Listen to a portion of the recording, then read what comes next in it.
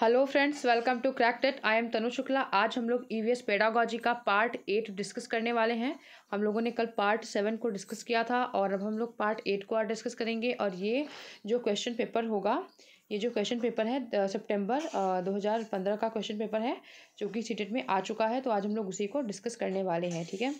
तो अभी हम लोग अपने पहले क्वेश्चन की तरफ बढ़ते हैं और बहुत जल्द हम लोग 15 के बाद 16 का करेंगे। 17 में हुआ नहीं था, 18 का करेंगे, फिर 19 का करेंगे। इतने में आपका सीटेट का 15 क्वेश्चन जो है वो अच्छे से प्रिपेयर हो जाएगा। आपको कहीं से कुछ भी पढ़ने की ज़रूरत नहीं पड़ेगी, सिर्फ आप अगर प्रीवियस ईयर पे अपनी कमांड बना लेते हैं तो। और तो पहला क्वेश्चन है आज का कि पर्यावरण अध्ययन की प्रकृति निम्नलिखित का समर्थन नहीं करती है। किसका समर्थन नहीं करती है? पर्यावरण की प्रकृति। पर्यावरण अध्ययन की प्रकृति निम्नलिखित का समर्थन नहीं करती। बच्चे कम गलतियां करें, बच्चों को करके सीखने का अवसर मिले, बच्चे बहुत से प्रश्न पूछें, या फिर बच्चों को खोज करने के लिए पर्याप्त स्थान मिले।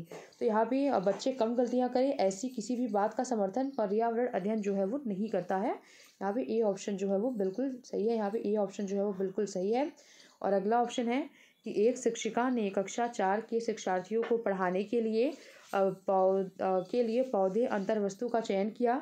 उसने सीखने के लिए निम्नलिखित अवसर प्रदान किया: समूह में पत्तियों का संग्रह करना, पत्तियों के आकार, स्वरूप और अन्य विशेषताओं पर चर्चा करना, अपना वनस्पति संग्रहालय बनाना। तो एक शिक्षिका ने कक्षा 4 के शिक्षार्थियों को पढ़ाने के लिए पौधे अंतर्वस्तु का चयन किया है और सीखने के लिए निम्नलिखित अवसर भी प्रदान किए हैं।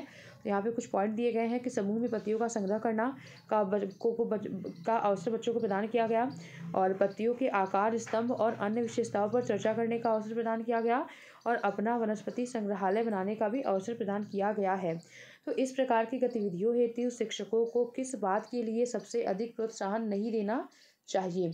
तो जितनी अधिक पत्तियों के बारे में संभव हो उनके नाम याद करना। तो यहाँ पर नेगेटिव आंसर यहीं भी बन जाएगा हमारा। ए ऑप्शन सही है और तीनों जो ऑप्शन है वो पॉजिटिव है। देखते हैं कैसे हैं कि बच्चों की पहल, बच्चे के द्वारा कार्य का विस्तार करना, तो ये सही है। बच्चे का निरंतर गतिविधि में लगे रहना और बच्चों की परस्पर क्रिया, अवलोकन और सहयोग करना, तो ये तीनों ही पॉजिटिव है, लेकिन पहला ऑप्शन जो है वो नेगेटिव है। और हम अगले क्वेश्चन की तरफ बढ़ते हैं कि शिक्षार्थियों का आकलन करते समय पर्यावरण अध्ययन की शिक्षिका को निम्नलिखित में से क्या नहीं करना चाहिए? तो क्या नहीं करना चाहिए पर्यावरण की शिक्षिका को निम्नलिखित में से? तो शिक्षार्थियों का आकलन करते समय तो बच्चे के पूर्व आकलन के साथ तुलना करना। तो बच्चे के खुद की परफॉर्मेंस के साथ हम तुलना कर सकते हैं, तो ये नेगेटिव में नहीं होता बल्कि पॉजिटिव में होता है। और शिक्षार्थियों को सीखने की क्षमता को ध्यान में रखकर सूचना दर्ज करना, तो ये भी सही है। बच्चों के कार्य को केवल कुछ पक्षों पर ध्यान केंद्रित करना, तो यहाँ पे केवल जो वर्ड है वो इस पूरे पॉइंट को नेगेटिव बना रहा है कि बच्चे के कार्य के केवल कुछ पक्षों को अगर हम ध्यान देंगे तो अदर पक्ष जो है बच्चों को छूट जाएंगे। अगर हम सिर्फ उनके पढ़ाई वाले पक्ष को ध्यान देंगे तो अदर पक्ष जो है वो छूट जाएंगे। तो केवल कुछ पक्षों पर नहीं बल्कि बच्चों के सर्वांगीण विकास पे यहाँ पे हमें ध्यान देना होता है। इसलिए हमारा सी ऑप्शन जो है वो नेगेटिव के हिसाब से सही आंसर बनेगा। और बच्चे के कार्य से संबंधित गुणात्मक उल्लेख करना, तो ये भी एक पॉजिटिव आंसर है, तो ये आंसर हमारा सही नहीं होगा बल्कि यहाँ पे सी ऑप्शन जो है वो सही आंसर होगा हमारा। और प्राथमिक स्तर पर पर्यावरण अध्ययन में समुदाय सीखने सिखाने का एक महत्वपूर्ण संसाधन है, क्योंकि यह एक बहुत सस्ता संसाधन है। यह आसानी से उपलब्ध होने वाला संसाधन है। इसमें समझदार और बुजुर्ग व्यक्ति होते हैं। इसका सबसे सटीक आंसर जो है वो होगा कि यह वास्तविक स्थितियों में सीखने के अवसर बच्चों को उपलब्ध कराता है। तो समुदाय जो है वो वास्तविक स्थिति में सीखने के लिए अवसर उपलब्ध कराता है। और अगला है कि एक नव नियुक्त पर्यावरण अध्ययन के शिक्षक के रूप में पढ़ाने से पहले आपकी सबसे पहली प्राथमिकता क्या होगी? कक्षा में धीमी गति से सीखने वाले छात्रों की पहचान करना होगा। शिक्षार्थियों के लिए पाठ के अनुसार विस्तृत नोट्स तैयार करना, तो ये दोनों ही नहीं होगा। और शिक्षार्थियों का समाज सांस्कृतिक प्रोफाइल या विवरण तैयार करना, तो ये भी नहीं होगा। हमें बच्चों के सबसे पहले हमें पाठ योजना को तैयार करना होता है। सामाजिक सांस्कृतिक प्रोफाइल करना सबसे महत्वपूर्ण उद्देश्य नहीं बल्कि पाठ योजना तैयार करना सबसे महत्वपूर्ण उद्देश्य होता है। आप लोगों ने अपने इंटर्नशिप के दौरान भी किया भी होगा। और कविताएं और कहानियाँ पर्यावरण अध्ययन की अंतर्वस्तु को पढ़ाने में प्रभावशाली हैं। ऐसा इसलिए है क्योंकि कविताएं और कहानियाँ जो हैं वो बच्चों के परिवेश का समृद्ध चित्रण कर सकती हैं, संदर्भित अधिगम परिवेश प्रदान कर सकती हैं, विभिन्न अमूर्त अवधारणाओं की प्रभावशाली तरीके से व्याख्या कर सकती हैं, या फिर सृजनात्मक और सौंदर्य बोध का पोषण कर सकती हैं। तो जो कविताएं और कहानियाँ जो पढ़ाने का जो उद्देश्य होता है, अंतर्निहित उद्देश्य जो होता है, सबसे कविताएं और कहानियाँ पर्यावरण अध्ययन के अंतर्वस्तु को बढ़ाने के लिए प्रभावशाली हैं। ऐसा इसलिए है क्योंकि कविताएं और कहानियाँ जो होती हैं बच्चों के परिवेश का समृद्ध चित्रण करती है, मतलब जिस परिवेश से आए हैं उसका समृद्ध चित्रण करती हैं। तो ए ऑप्शन तो बिल्कुल सही है। और संदर्भित अधिगम परिवेश प्रदान करती हैं, तो बच्चों को संदर्भ के अनुसार अधिगम का परिवेश भी प्रदान करती हैं। तो ए और बी सही है। तो यहाँ पे सी और डी वाला तो ये गलत हो जाएगा।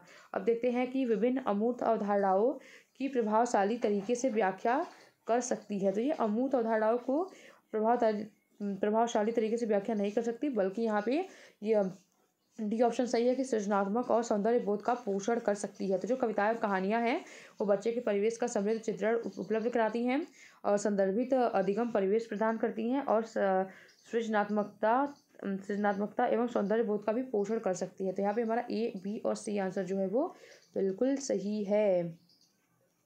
और अगले क्वेश्चन पे चलते हैं कि कक्षा 5 की शिक्षिका के रूप में आप ईंधन के संरक्षण प्रकरण को पढ़ाने के लिए निम्नलिखित में से किस संसाधन के उपयोग को सर्वश्रेष्ठ पाते हैं? संदर्भ पुस्तकें, पोस्टर, समाचार पत्र और पाठ्य पुस्तक। तो यहाँ पे आपको ईंधन के संरक्षण के प्रकरण को पढ़ाना है हमें बच्चों को, तो सबसे बेटर तरीका यहाँ पे समाचार पत्र होगा, क्योंकि समाचार पत्र में अलग अलग तरीके के ईंधन के बारे में कोई ना कोई बातें आती रहती हैं, तो बच्चे जो है उससे बेटर तरीके से सीख पाएंगे चारों ऑप्शंस के अकॉर्डिंग। पोस्टर से इतना नहीं सीख पाएंगे और पाठ्य पुस्तक में भी कुछ स्पेसिफिक चीज़ें ही दी हुई होती हैं। ठीक है। और अगला है कि कक्षा 4 की एक शिक्षिका विद्यार्थियों से कहती है कि वह अपने कार्य पत्रक अवलोकन रिपोर्ट सत्र में एकत्रित की गई सामग्री को एक फोल्डर में डालना। इन फोल्डरों को क्या कहा जाता है? अवलोकन मतलब रिपोर्ट को एक सत्र में अवलोकन रिपोर्ट जितने भी बच्चों के हैं उन्हें हम एक फोल्डर में डालते हैं, तो इस फोल्डर को हम क्या कहेंगे? पोर्टफोलियो कहेंगे, दत्त कार्य कहेंगे, परियोजना कार्य कहेंगे, या फिर घटना वृतांत अभिलेख कहेंगे। तो हम इसे पोर्टफोलियो कहेंगे, जिसमें कि सारे बच्चों के अवलोकन रिपोर्ट डाले गए होते हैं। तो यहाँ पे हमारा ये ऑप्शन जो है वो बिल्कुल सही हो जाएगा।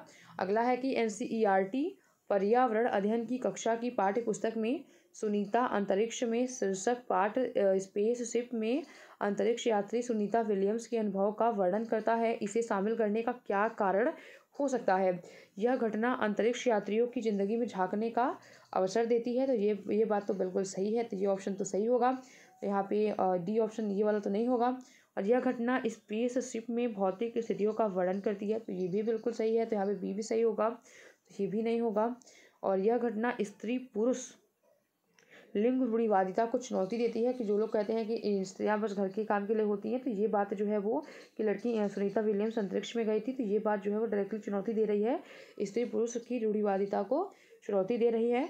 और यह घटना गुरुत्वाकर्षण की अवधारणा को समझने में गुरुत्वाकर्षण की अवधारणा को समझने में मदद करती है। तो यहाँ पर डी ऑप्शन सही नहीं है, क्योंकि ये अगर अनुभव का यहाँ पे वर्णन किया जा रहा है तो वहाँ पे ये गुरुत्वाकर्षण की अवधारणा को समझने में मदद नहीं करेगी, बल्कि यहाँ पे ए, बी और सी ऑप्शन जो है वो सही हो रहा है। ठीक है। और अगला क्वेश्चन है कि पर्यावरण अध्ययन की एक शिक्षिका निम्नलिखित कारणों से अपनी कक्षा का प्रारंभ कुछ मुख्य प्रश्न पूछते हुए करती है। सबसे कम प्राथमिकता वाला कारण इसमें से कौन सा है, उसे चुनिए। तो विद्यार्थियों का चिंतन उद्दीप्त किया जा सकता है। प्रश्न विद्यार्थियों में उत्सुकता जगाता है। प्रश्न प्रकरण को परख बनाने में मदद करते हैं। शिक्षार्थियों का चिंतन सीमित किया जा सकता है। तो पर्यावरण अध्ययन की एक शिक्षिका निम्नलिखित कारणों से अपनी कक्षा का प्रारंभ कुछ मुख्य प्रश्न पूछते हुए करती है। तो सबसे कम प्राथमिकता वाला कारण इसमें से कौन सा है? तो शिक्षार्थियों का चिंतन जो है वो उद्दीप्त किया जा सकता है। और प्रश्न विद्यार्थियों और शिक्षार्थियों में उत्सुकता जगाता है, तो ये तो प्राथमिकता रखता है। उसके बाद प्रश्न प्रकरण को संदर्भ परक बनाने में मदद करता है, तो ये भी प्राथमिकता रखने वाला होता है। शिक्षार्थियों के चिंतन को सीमित कर दिया जाए अगर, तो ये सबसे कम प्राथमिकता वाला कारण यहाँ पे होगा। तो यहाँ पे हमारा डी होगा, क्योंकि हमें बच्चों को प्रोत्साहित करना है, ना कि सीमित करना है। अगला है कि किसी क्रियाकलाप के समय बनाते हुए सामाजिक अध्ययन के शिक्षक को चाहिए कि वह सुनिश्चित करे कि लड़के लड़कियों के समूह अलग अलग हो। तो हमें हमें बच्चों के समूह को अलग अलग नहीं करना है, बल्कि उन्हें साथ में कोऑपरेट करके पढ़ने के लिए सिखाना है। अंकों के अनुसार समूह बनाए तो ये भी नहीं होगा। केवल 2 समूह बनाएं और प्रत्येक में बहुत से विद्यार्थी हों तो ये भी नहीं होगा। सभी प्रतिभागियों को सहभागिता और सहयोग सुनिश्चित करें, मतलब सभी जो भी प्रतियोगिता हम बच्चों मतलब जो भी हम क्रियाकलाप करवा रहे हैं उसमें सभी भाग लेने वाले बच्चों को सहभागिता और सहयोग उनके इस बीच सुनिश्चित कराएं। तो यहाँ पे हमारा डी ऑप्शन जो है वो बिल्कुल सही आंसर बन जाएगा। और अगला है कि प्राथमिक स्तर पर पर्यावरण अध्ययन की पाठ्य पुस्तक में निम्नलिखित में से कौन सी विशेषताएं नहीं होनी चाहिए। तो यह शिक्षार्थियों की विधि पूर्ण पृष्ठभूमि की जरूरतों को पूरा करती है, तो ये पॉजिटिव आंसर, तो ये सही नहीं होगा। यह वास्तविक कहानियों और घटनाओं को शामिल करती है, तो ये भी पॉजिटिव बात है, तो यहाँ पे नेगेटिव बात ढूंढना है। यह परिभाषा और अमूर्त अवधारणा की व्याख्या करने का पर ध्यान केंद्रित करती है, तो ये बात बिल्कुल गलत है कि परिभाषा और अमूर्त अवधारणा की व्याख्या करने पर ध्यान केंद्रित करती है। तो ये ऑप्शन जो है वो गलत, मतलब हमारा आंसर सही हो जाएगा, क्योंकि ये नेगेटिव आंसर है यहाँ पे, मतलब नेगेटिव पॉइंट यहाँ पे यही है, तो हमें नेगेटिव ही ढूंढना था। और अगला है कि यह प्राकृतिक और सामाजिक सांस्कृतिक परिवेश को एकीकृत तरीके से प्रस्तुत करती है, तो ये भी पॉजिटिव पॉइंट है। लेकिन जो हमारा थर्ड वाला पॉइंट है कि यह परिभाषा और अमूर्त अवधारणा की व्याख्या करने पर ध्यान केंद्रित करती है, तो ये जो है वो पॉजिटिव पॉइंट नहीं है, बल्कि ये एक नेगेटिव पॉइंट है। तो यहाँ पे हमारा सी ऑप्शन जो है वो सही हो जाएगा। और अगला है कि पर्यावरण अध्ययन शिक्षण के संदर्भ में राष्ट्रीय पाठ्यचर्या की रूपरेखा 2005 निम्नलिखित में से किसे प्रस्तावित नहीं करती है। बच्चों के अनुभव और संदर्भ को जोड़ना, तो ये पॉजिटिव आंसर है, यहाँ पे नेगेटिव ढूंढना है, तो यहाँ पे ये आंसर नहीं होगा। दूसरा है हस्तपरक क्रियाकलाप, तो ये भी पॉजिटिव है, नेगेटिव ढूंढना है। तकनीकी शब्दावली से परिचित कराना, तो यहाँ पे ये पॉइंट जो है वो नेगेटिव है, और यही हमारा आंसर बन जाएगा कि एनसीईआरटी 2005 जो है वो तकनीकी शब्दावली से परिचित कराने की बात कभी नहीं करता, वहाँ पे समझने की बात की जाती है हमेशा।